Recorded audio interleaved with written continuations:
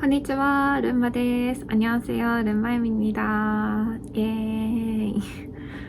今日はですね、ちょっと緊急で動画を回してるんですけど、今ちょっとマスクをしてるのは家なんですけど、ちょっと今肌荒れをしておりまして、ちょっと限界までこの状態で喋らせていただきたいと思います。はい。題名にもある通り、ちょうどね、今日ね、ウィバースの方で、来月の、10日、12日、13日に BTS のコンサートがあるということで発表されました。で、その発表されて、今夜なんですけど、昼っていうか朝に発表されたんですけど、特にそれについてね、言おうとかは何も思ってなかったんですけど、ネットをちょっと見ていると、今日本に住んでる方々が、ちょっとどうやったら韓国に行けるんだろうとか、どうやってチケット申し込めばいいんだろうっていうことで、結構ツイートされてる方を本当にたくさん見かけたんですよね。なので、ちょっと私は今韓国にいるんですけど、私が思うにちょっと難しいですよっていうことをちょっと早めに伝えたくて、今急いで回しております。なので、ちょっと今回の動画は急いで多分上げると思うので、もしかしたらその字幕とかも全然あまり入れずにいくと思うので、ちょっとそこら辺はご了承ください。はい。ということで、まずですね、なぜ私がこれをもう動画に出そうと思ったかというと、結構ツイッターで見かけたんですけど、一人一人お声かけをしていって、ちょっとこういう条件があるので無理だと思いますよっていうことをちょっと一人一人に伝えるよりかは、そういうの言われたくないっていうか、まだ私は諦めてないのにって、思う方もいると思ったので、求めてくれる人だけこの動画を見て、判断してもらえればいいなと思って動画を上げています。それと、私実は動画では多分あんま話してなかったと思うんですけど、去年の11月に LA で BTS のコンサートがあったと思うんですけど、実はそれ行こうと思ってました。で、行こうと思ってた時に、LA なので、やっぱ情報が結構英語でね、その時ジェイドともまだ友達ではなかったので、チケットを買う時にね、ちょっと自分でいろいろ調べながら試行錯誤して、でも結局ちょっと私はその時韓国に住んでて、まだ外国人登録書がなかったので、それがないと一回出るとね、もう戻ってこれないっていう状況がありまして、で、諦めたんですけど、そこの決断に至るまでに、もうすっごい何日も、いろいろ調べて、本当に最後まで諦めてなかったと思います。で、そのぐらい結構探してたので、そういう情報が知りたい方とか、もう早めに情報を知って、もちろん日にちがね、今回もう全然ないので、判断したいっていう方の、判断材料になればというか、もうほぼダメですよっていう方向で話してしまうと思うんですけど、その判断材料になればいいかなと思って回しています。で、もうここからちょっと前置きが結構長くなってしまったので、早速本題に入っていくんですけど、今回、ウィバースの方で今日案内があった内容については、詳しくはウィバースの方を見ていただいて、で、私は判断材料になる重点的なところだけお話ししたいなと思っています。結論から言うと、私はもう今の時点で海外にいる方々にとっては多分無理だろうと思っています。というのが、正直、私、今日が16日かな。正直ですね、もう1ヶ月切ってるんですよね、公演までに。私もうないのかなとかって思ってたんですけど、なぜこのタイミングで事務所の方が発表をしたのかっていうことを、まず考えてほしいんですけど、ギリギリになればなるほど、海外からのその入国者が、もちろん入国しにくくなると思うんですよね。いろいろ準備とかもあるし。で、今コロナ禍っていうこともあって、なるべく海外の人には来てほしくないっていう事務所の意向があると思います。はい。なぜ、海外の方が、日本人の方とかが韓国に来て公演を見る見たりするのがちょっと難しいかっていうのをもう具体的に話していくんですけど、入国編とチケット購入編2つに分けてお話しします。で、まず入国編の方からお話ししますと、入国編の方はですね、まず、今コロナ禍の状況なので、もちろん、隔離がありますよね。で、一番はやっぱりそこになってくるんじゃないですかね。お仕事してらっしゃる方とかは、今韓国で言うと、基本的には、ワクチン、2回以上打ってる方とかは、7日間の隔離になります。で、日本に帰るときは2回以上打ってれば、日本国籍の方の場合ですね。日本の方とかは3日間で済むっていう今案も出てると思うんですけど、そういうのも含めたとしても、短くて10日間。で、長くて2週間ぐらいの日本人の方は隔離期間が必要になるので、そのお休みを取れる方とか、日程をコントロールできる方っていうところに絞られてくるっていうのがやっぱ一番難しいところだと思います。で、もちろん PCR 検査も何回もしないといけないですし、お金の面でもね、自費なので、すごいかかってくると思います。で、もう一つ大きな問題がやっぱりビザの問題で、11月に私がなぜLA に行こうかなって思ったかというと、LA は特にそのビザがなくても、その時ね、海外の、今どうなってるかわかんないんですけど、海外の行き来とかが OK の状態で、何もビザとかがなくても入国 OK ですよっていう状態だったし、あの時確か隔離なかったですよね、LA に着いたとしても。日本とか、その韓国に帰ってきた時は、隔離があったとしても、入国するときはなかったはずです。なので、最悪、その向こう、ギリギリに行って着いて、ライブだけ聞いてすぐ帰ってきて、こっちで隔離終わって、もうすぐ仕事とかもできたと思うんですけど、韓国は簡単に入国できなくって、で、私は学生ビザで来ているので、学生ビザを取るためにいろいろな書類を集めたりしないといけないですし、例えば、普通の一般の観光ビザとか今もう本当にないですし、ワーキングホリデーとかもできない状態なので、ただただ一般の方はもう最初から来れないっていう条件になりますね。で、短期でもしこっちで働きますみたいなビザが取れて、たまたまこっちに来れてライブに行けるってなったとしても、そのビザを発行するために、私が聞いた話では短くても2、3週間はかかるって聞きました。なので、そのビザの発行まですごいギリギリになってしまうんですよね。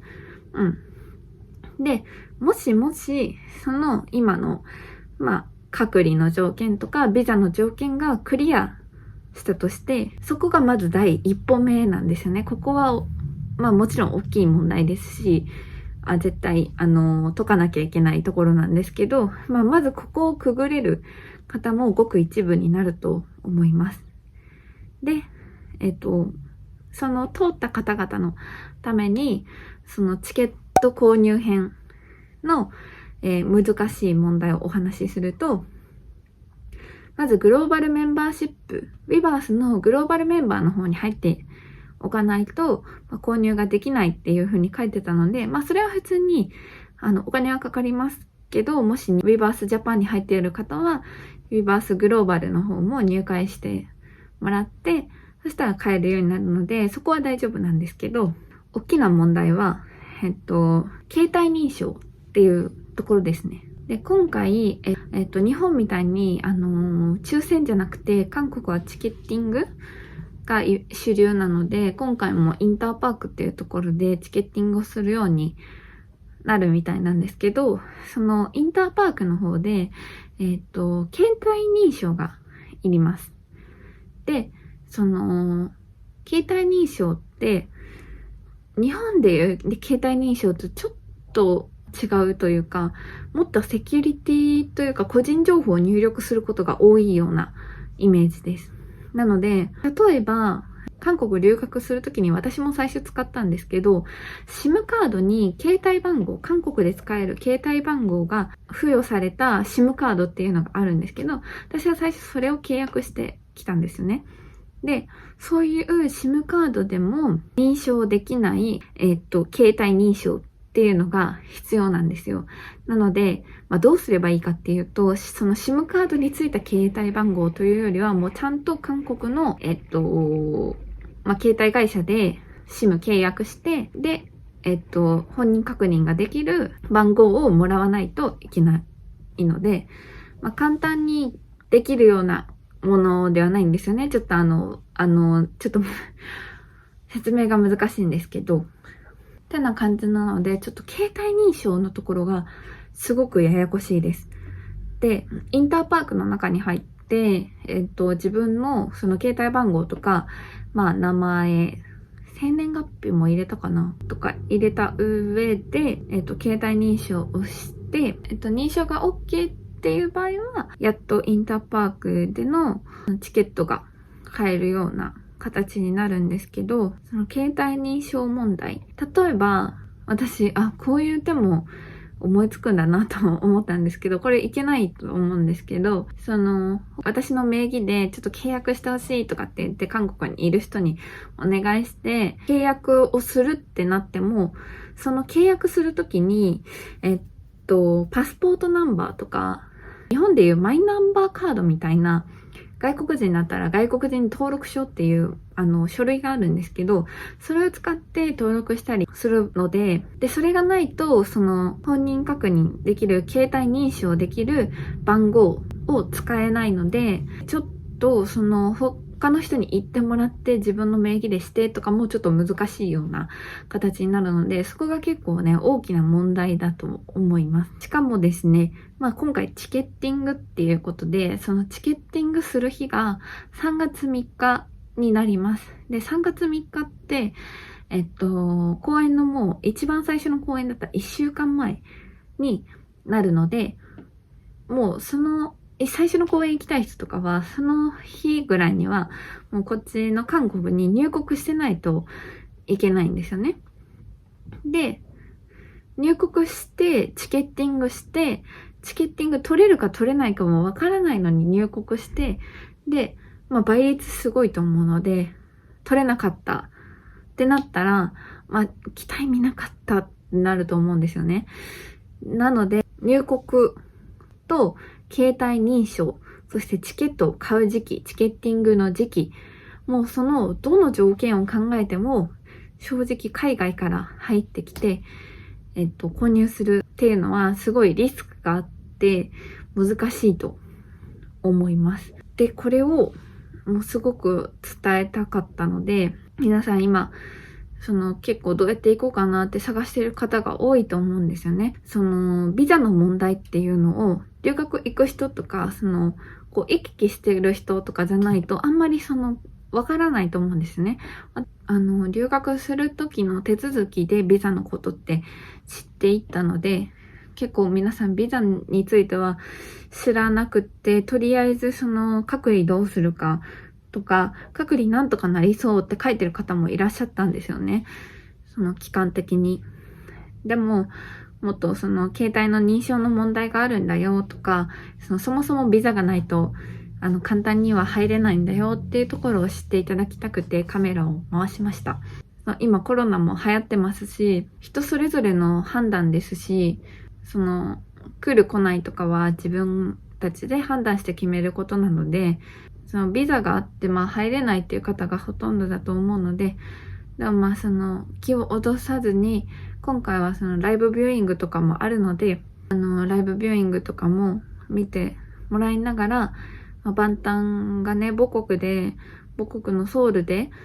公演ができる日を私たちも応援しながら、韓国のコロナの状況がこれ以上あんまり悪くならないように願いながらね、コンサートの日を万端が無事迎えれたらいいなと思っています。私の今、いろいろネットで調べたこととか、知識とか含めてお話ししたんですけど、これが全部の情報じゃないのでね、これからもし条件が変わったり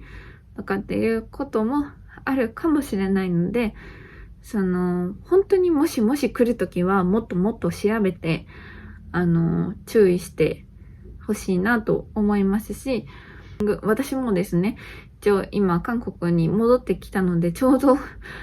タイミングよく戻ってきたので、行くつもりではあるんですけど、チケッティング成功するかわからないので、